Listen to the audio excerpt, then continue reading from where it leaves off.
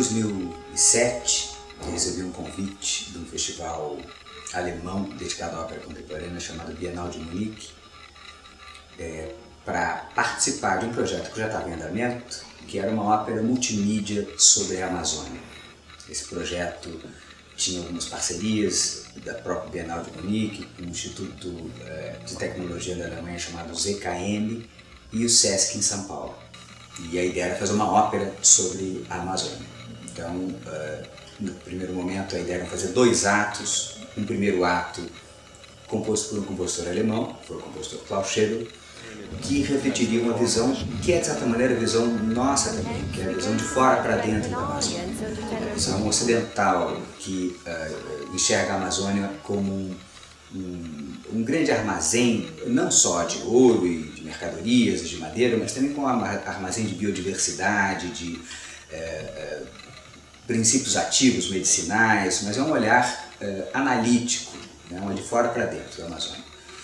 Me chamaram, então, nesse momento, porque era necessário um olhar de dentro para fora da Amazônia. Será que seria possível um olhar de dentro para fora? Obviamente, eu não estou autorizado a fazer esse olhar de dentro para fora, porque eu não sou onça, eu não sou árvore, eu não sou rio. Eu posso dar um olhar tão de fora para dentro quanto o compositor alemão. Então, para poder ter esse olhar de dentro para fora, foi feita uma ponte com os índios Yanomami, através do antropólogo Bruce Albert e do sociólogo Laimerto Garcia dos Santos, com a principal liderança dos Yanomami, que é o xamã Davi Copenhague Yanomami. A cultura Yanomami ela é fundamentada na figura do xamã. O xamã é o interlocutor entre o mundo real, material e o mundo dos espíritos. Ele é uma liderança política também, mas é uma liderança espiritual, e ele quem faz o trânsito de informações entre o mundo real e o mundo dos espíritos. Então, a construção dessa peça parte da figura do xamã, que é o personagem principal, e do seu oposto, da energia oposta dentro da mitologia Yanomami, que é Shawara. Shawara, os Yanomami consideram como sendo a fumaça que emana de todos os artefatos que o homem branco levou para a floresta. É uma fumaça que às vezes é real, como a fumaça dos motores, às vezes é uma fumaça virtual, metafórica, como no caso das epidemias. Mas para eles, todas as coisas que o homem branco leva para dentro da floresta, dessas coisas emana essa fumaça, e essa fumaça se chama Shawara. Shawara é o espírito da epidemia.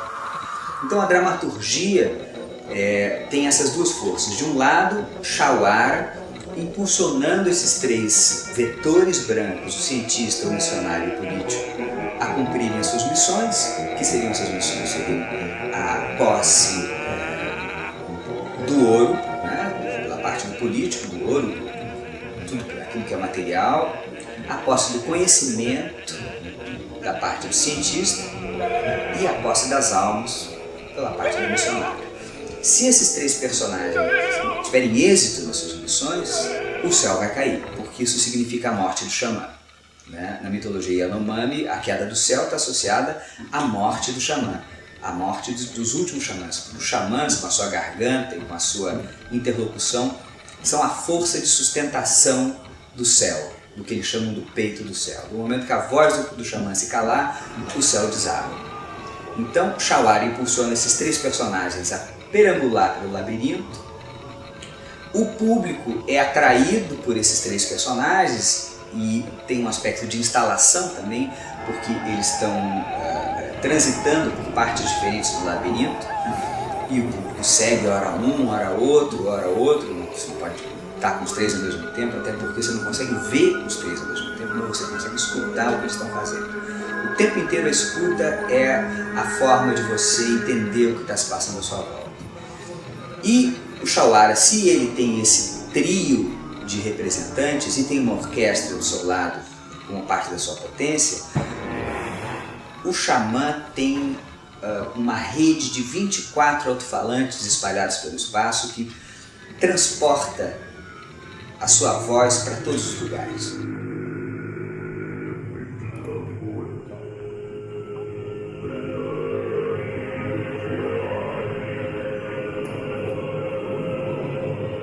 esse espaço como um todo, né, esse labirinto que se forma, na verdade, ele significa três coisas ao mesmo tempo. Ele tem três planos de leitura. Por um lado, claro, ele é uma floresta metafórica, né, com essas superfícies que não te deixam ver o que está do outro lado.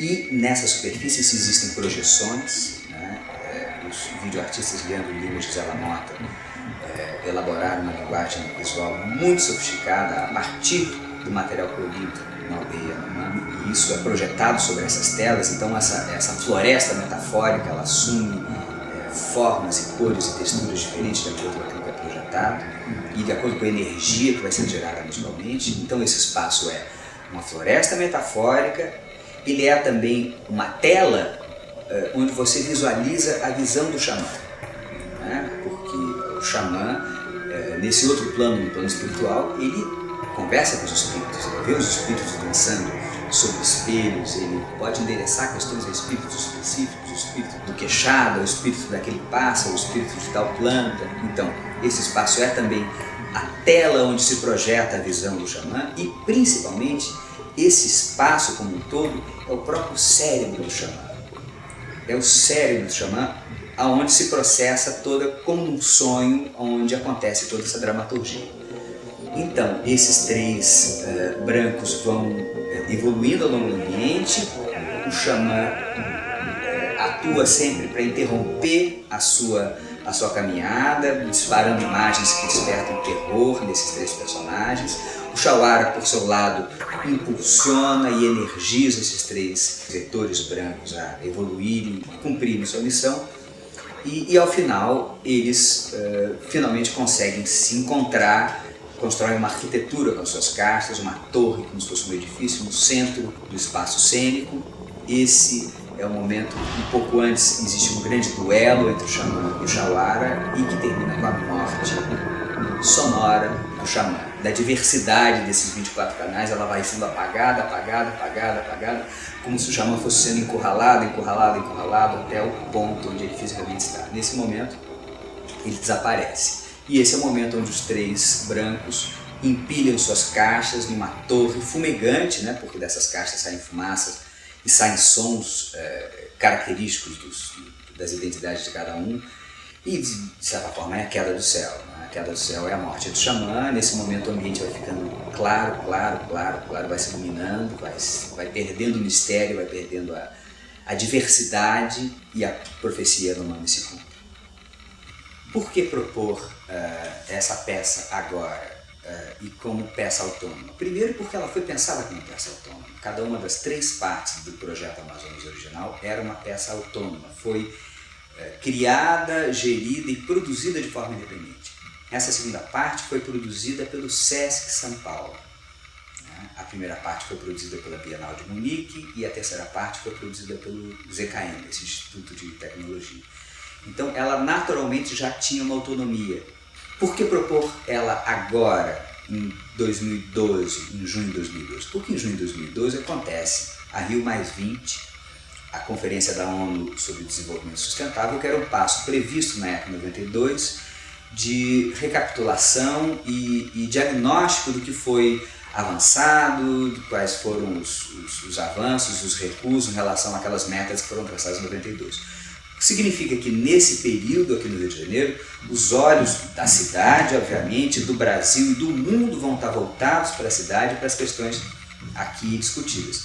E essa ópera trata dessa questão de um ponto de vista que é um ponto de vista absolutamente original, que é o ponto de vista de dentro para fora, que é a visão de um povo da floresta e que, de certa maneira, são os guardiões da integridade física e espiritual daquele ambiente, e isso é fácil de detectar, porque se você vê o mapeamento da destruição florestal, você vê que ela só não acontece nas regiões onde existem grupos habitando, porque elas precisam desse espaço sadio para a sua sobrevivência. Então existe uma conexão direta entre a presença dessas populações nesses espaços e a sua manutenção. Então, fazia total sentido retomar essa peça como um ato independente nesse momento, na circunstância da Rio+20.